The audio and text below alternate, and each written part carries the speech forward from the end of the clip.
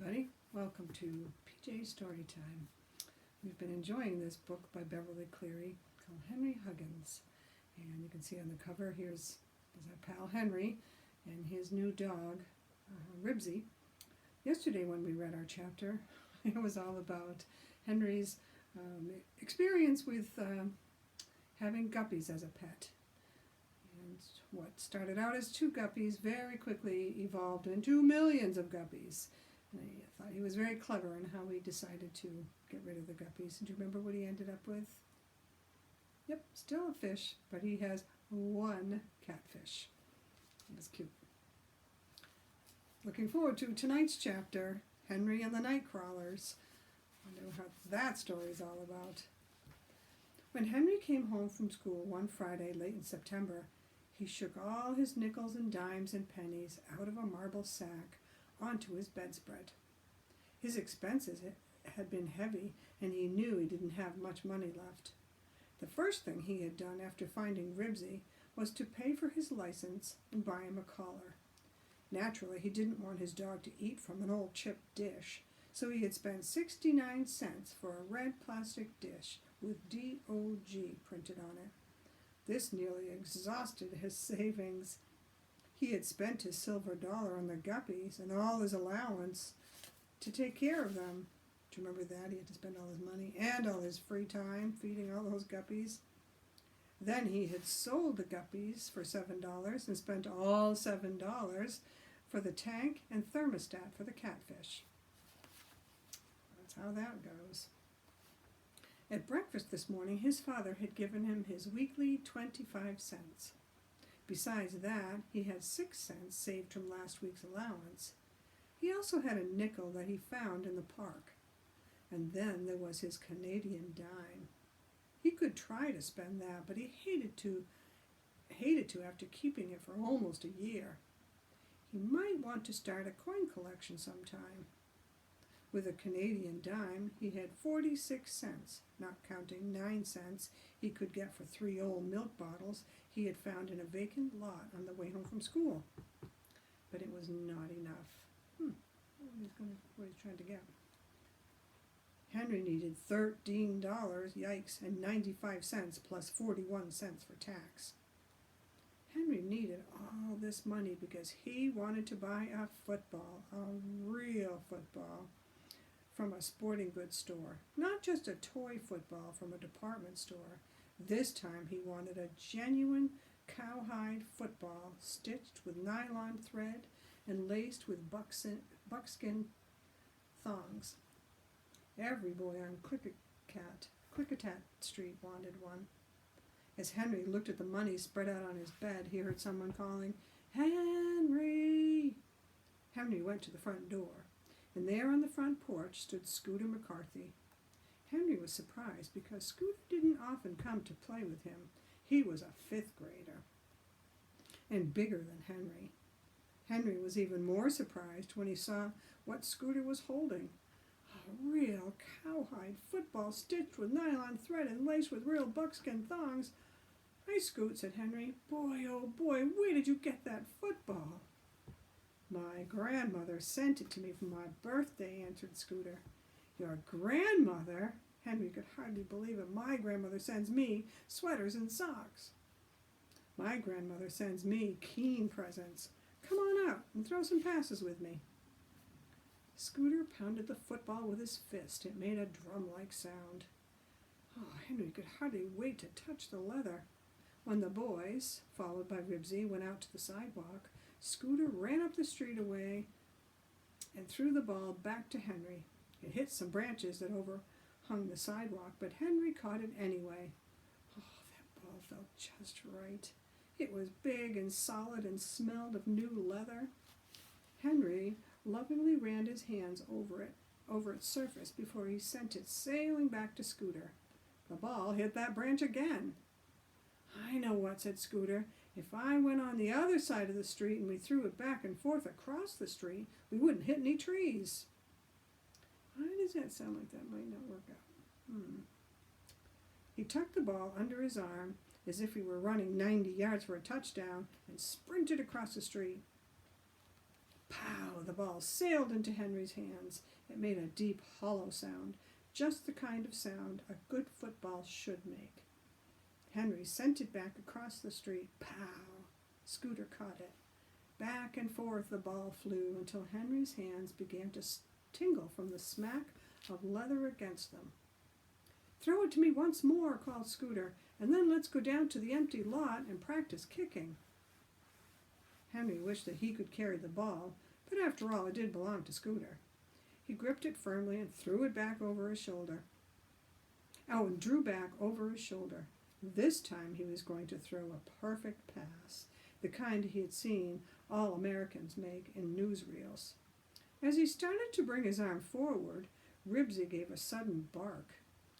Henry looked around at Ribsy, but his arm kept going. The ball left his fingers, and at that instant, a car whizzed around the corner and Scooter yelled, "Hey, look out!"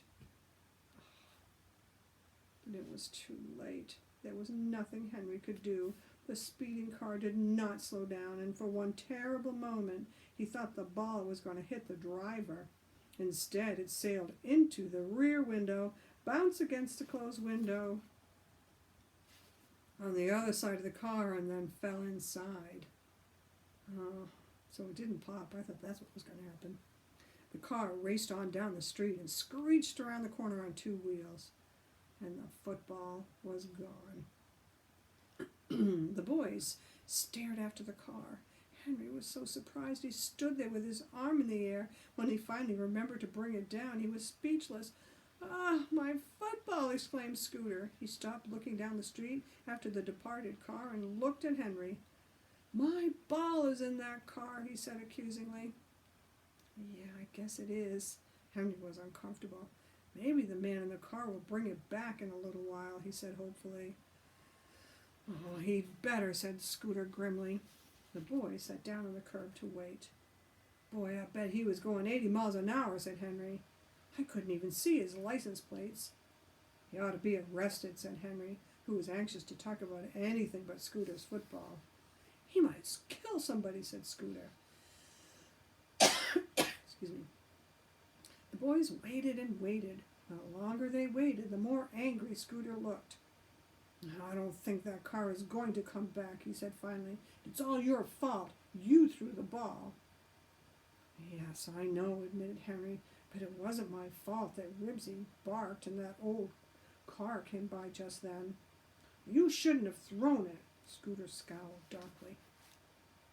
"I couldn't help it," Henry scowled back. "I didn't even see the car until after I threw the ball. I couldn't catch it after I'd thrown it, could I?" "I don't care. You should have heard the car coming. Oh, you would have heard that car coming if that dumb dog of yours hadn't made so much noise. He wasn't even barking at anything. You lost my new ball, and you're going to have to buy me a new one. If you don't, Well, Scooter wasn't quite sure what he would do, so he didn't finish the sentence. Henry didn't know what to say. It did not seem right that he was to blame. Still, half an hour ago, Scooter had a new football. Now it was gone, and Henry had been the last one to touch it. "I have 46 cents and 3 milk bottles you could have," Henry said hopefully. He hated to see that football disappear almost as much as Scooter did. "Well, that's not enough," said Scooter. "You'll have to buy me a new football before next Saturday, or I'll tell my dad and he'll tell your dad, and then you're really going to get it." Henry suspected that Scooter was right. He probably would get it. Once, when he had accidentally broken another boy's roller skate, his father had given him a talking to and then made him spend his allowance to have it fixed. "Okay," he said, "I'll get you a new football. I don't know how, but I guess I'll manage." Henry turned and went slowly back into the house, and Ribsy followed him. "Oh, now see what you've done," Henry said. "And after I spent my football money for your license and your collar and your dish too." Ribsy hung his head. Now Henry was just twice as far from owning a real cowhide football with nylon stitching and buckskin lacings as he had been a half an hour ago. He was quiet the rest of the afternoon and all through dinner. He was thinking. How about another piece of gingerbread? His father asked. Skip a page. No, thank you, said Henry absent-mindedly. May I be excused, please? Why, Henry, don't you feel well? Mrs. Higgins was surprised. Henry usually ate 2 pieces of gingerbread, and a third if she'd let him. Oh, sure, I feel all right, said Henry, and went outside to sit on the front steps. Ribsy lay on the step below and dozed with his head on Henry's foot. Good old Ribsy, even if you did get me into trouble, said Henry. He listened to the whisk-click of the water sprinkler next door and wondered how he was going to earn $13.95 in 1 week. He thought and thought. He could collect old tinfoil. Oh, that would take too long. Junkmen didn't want the little wads of tinfoil that came from old cigarette packs. They wanted big pieces that were too hard to find. Maybe he could ask the neighbors for old papers and magazines. No, he had already collected all he could find for a school paper drive the week before. Besides, the junkmen paid only half a cent a pound. He could open a lemonade stand by the park, but lemonade stands were just kid stuff. Mothers and fathers were the only people who really spent any money for lemonade. He could charge 50 cents for mowing lawns. That would be $1 for 2 lawns. He'd have to mow 28 lawns to earn $13.95. And even if he could get 28 lawns to mow, he didn't see how he could find time after school. He does have a problem.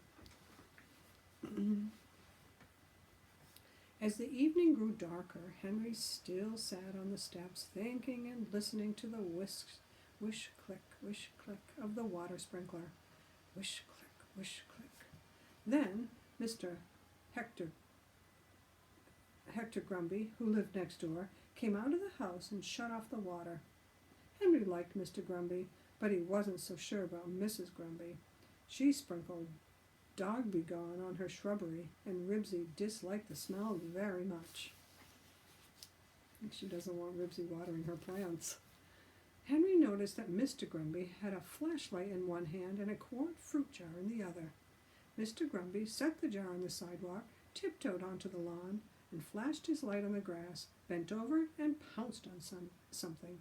Then he picked it up and put it in the jar. It was too dark for Henry to see what it was. The next time Mr. Grumby pounced, he didn't put anything in the jar, and Henry heard him mutter, "Oops, that one got away." Henry couldn't stand it any longer. He had to know what Mr. Grumby was doing, so he walked across his own lawn and peered over the rose bushes. "If you come any closer," said Mr. Grumby, "you'd better tiptoe. I don't want to scare them away." "Scare what away?" asked Henry. "Night crawlers," said Mr. Grumby. "Night crawlers!" exclaimed Henry. "What are night crawlers?" "Worms," said Mr. Grumby. "Great big worms. Do you mean to say you've lived here all these years and never seen a night crawler?" "No, I haven't," answered Henry. "How big are they?" "Oh, about 7 to 10 inches long." "Golly," said Henry. Could hardly believe it. 10 inches long? I didn't know worms came that big. "Here's one." Mr. Grumby swooped down and held up a worm in the beam of his flashlight. It was a big fat worm. It was at least 9 inches long and as big around as a pencil. "Wow," said Henry. It was hard to believe, but there it was. Mr. Grumby put it into his jar. "Do you use them to catch fish?" asked Henry. "That's right." Mr. Grumby pounced again. "What kind of fish?" "Well, some kinds of trout and salmon and perch and catfish. Different kinds of fish. I'm going salmon fishing in the Columbia River in the morning." Henry thought this over. "Do you always catch worms at night?" "Yes. They only come out at night when the ground is wet. I give the lawn a good soaking so they'll come up to the top. Then I turn on the light and grab them quick before they have a chance to pull back into the ground." Mrs. Grumby stepped out onto the porch and called to her husband, "Hector, if you expect me to have a lunch ready for you to take fishing at 3 o'clock in the morning, you'd better go to the store for that loaf of bread right now before it closes." "Oh, all right, in a minute." As his wife went back into the house, Mr. Grumpy said to Henry, "How would you like to earn some money?" "Catching worms? I'll say I would." "I'll pay you a penny apiece for every night crawler you catch." "Golly," said Henry, "a penny apiece? How many do you want?" "As many as you can catch. If I can't use them, some of the other men can." He handed Henry the jar and a flashlight, got into his car, and drove away. A penny apiece. There were 100 pennies in $1, so it would take 1,395 worms to pay for the football, and 41 worms for the tax. Henry went around the rose bushes and tiptoed across the grass. Because of the doggy be gone, Ribsy stayed on his own side of the rose bushes. Henry turned on the flashlight, and sure enough, there in the grass was the end of a big fat worm, but when Henry bent to pick it up, it was gone. He tiptoed farther across the grass, and turned on the light again. This time he moved faster. He grabbed one end of the cold, slippery worm, and the other end was already in the ground, so Henry pulled, and the worm pulled, and the worm stretched, and it grew longer and thinner until it snapped out of Henry's hand and disappeared into the ground. "Ugh," said Henry. The next time he moved still faster. He pounced on the worm before either end had a chance to get in the ground, and he caught it. "Oh, that's 1 penny," he thought. And after that it was easier. He caught most of the worms on the first pounce. Pretty soon he had caught 62 worms. Then he discovered he was running out of worms. Either he had caught all of Mr. Grumpy's worms, or they had felt him walking around on the ground and had retired for the night. He hadn't earned enough to pay for the football. Too bad. Just as Henry was wondering where he could find more worms, Mr. Grumpy came back from the store. "I caught 62 worms for you," said Henry. 62? That's great." Mr. Grumpy reached into his pants pocket and brought out a handful of change. He picked out a 50-cent piece, a dime, and 2 pennies, and gave them to Henry. "Thank you," said Henry politely. He wished he'd caught more worms. Mr. Grumpy started to go in the house and then stopped. "Say, Shorty," he said to Henry, who was going back through the rose bushes, "I'll tell you what you can do. Sunday morning, I'm going fishing with a bunch of men from my lodge. Quite a few of us are going, and we can use all the worms you can catch.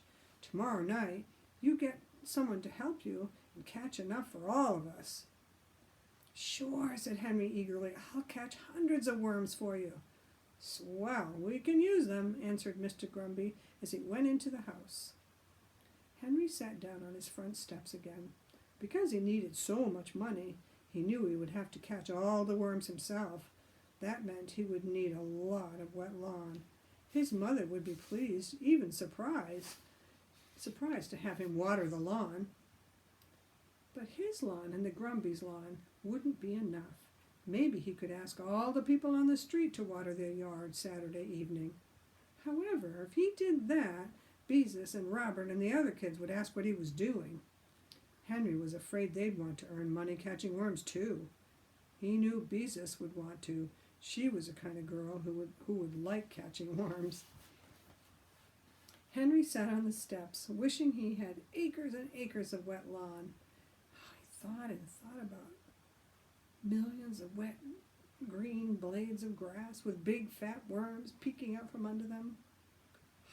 The park, of course, that was it. It was only a few blocks away, and because September had been unusually warm this year, the grass in the park was watered every day.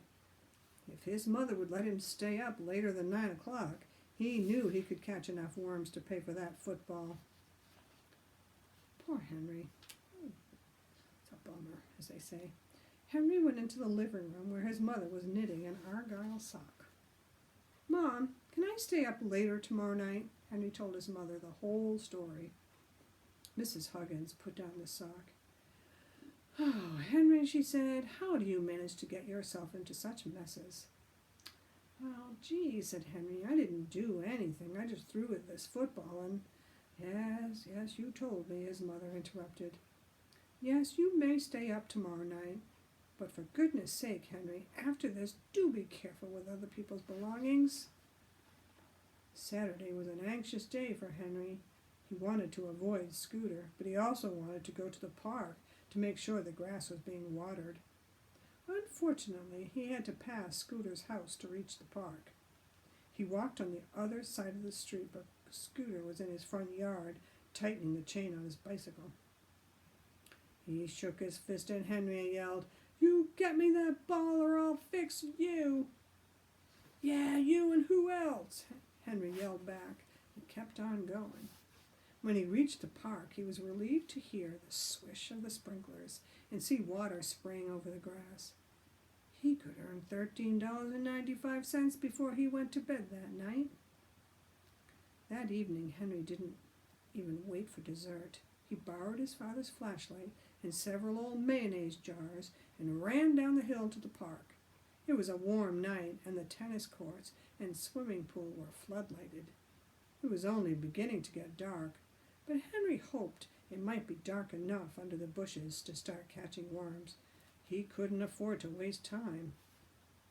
He passed the playground where he heard the children's shouts and the clank and clang of the rings and swings, but Henry didn't stop. He had work to do. He went to the edge of the park where there were no lights and turned on his flashlight. Oh, sure enough, there in the grass under the bush was a nightcrawler.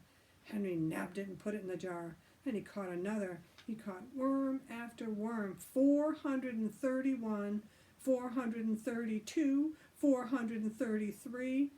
Henry was tired of pouncing. He was tired of worms. When the lights of the swimming pool went off, Henry was still working. By the time the lights of the tennis courts went off, Henry was very, very tired of worms. But he kept on. When he had added 1,130 worms to his collection, he heard someone calling, "Henry! Henry, where are you?"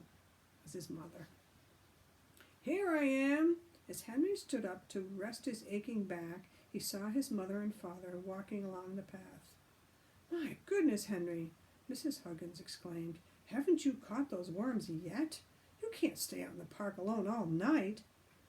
"But, Mom, I don't have enough worms to pay for Scooter's football, and I promised to get him a new one this week. I have 1,103 worms, and I need to catch 1,331 altogether. I have some money saved, and I earned some last night. Let's see, he needs 228 more. It shouldn't take long to catch them," Mr. Huggins said to Mrs. Huggins. "After all, he promised. Let's help him."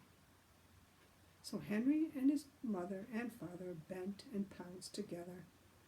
Henry felt a little uncomfortable to see his mother catching worms, but he was very, very glad when the 1,331st worm was in the jar. He took his jars of worms to Mr. Grumby, who paid him $13.31. As Henry watched him turn the night crawlers into a box of dirt so they'd live until Sunday, he thought he never wanted to see another worm. He felt the money in his pocket. "I guess this ought to take care of old Scooter," he said, wishing he could spend it on the football for himself. Then he went home to bed. Well, here's a picture. Henry's mom is quite a sport. I'm not sure I'd want to pick night crawlers. Sunday morning, Henry lay on his stomach on the living room floor reading the funny papers. Usually he woke up early and read the funnies before his mother and father were awake. But this morning he was so tired from catching worms that he had slept later than usual. The doorbell rang, and Mr. Huggins, who was reading the sports section and drinking coffee, put down his paper and answered the door. Henry heard a strange man ask, "Excuse me, could you tell me who owns this football?" Henry didn't wait for his father to answer. He ran to the door. The man was holding Scooter's real cowhide football, stitched with nylon thread and laced with buckskin thongs. "Oh, golly," said Henry, "it's the football I lost for Scooter McCarthy." The man handed it to Henry. I'm sorry I couldn't stop when the ball landed in my car. I had to take my wife to the hospital in a hurry. I would have returned it sooner, but I couldn't leave the kids." "Oh, that's okay," said Henry. "Gee, thanks for bringing it back." When the man had gone, Henry showed the football to his father. "See, Dad," he said, "this is the kind of football I'm going to buy with my Nightcrawler money." Then he tucked the football under his arm as if he were running 90 yards for a touchdown and sprinted down the street to Scooter's house. Oh, I liked how that chapter went. That was great. When we get together next time, we're going to hear about the Green Christmas. That sounds intriguing. Good night, everybody.